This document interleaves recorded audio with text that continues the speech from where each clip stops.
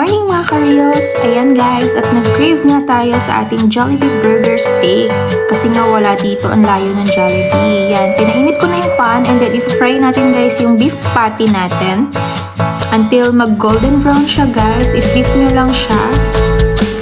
Hanggang sa makita nyo ready na siya guys. And guys, kung nakikita nyo na ready na yung inyong patty, pwede nyo na siyang i-remove guys. Pagka-remove nyo po, sa same pan guys, pwede nyo na rin po dyan iluto yung inyong garlic until mag-golden brown siya. Pag nag-golden brown na siya guys, i-remove nyo na rin po siya para hindi siya masunog. Yan.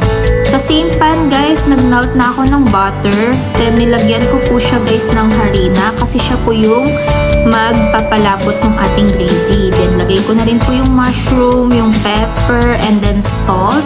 Depende po sa taste nyo kung mataas yung tolerance nyo sa alat or hindi. Tapos maglalagay din po ako ng soy sauce para po medyo mag-darken yung gravy natin. Then milk guys, para mas masarap yung ating gravy, mas creamy. And then yan, nilagyan ko rin siya ng beef cubes para mas malasa.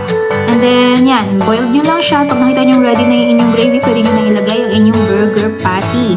Yun lang guys, happy eating! Thank you for watching! Bye-bye!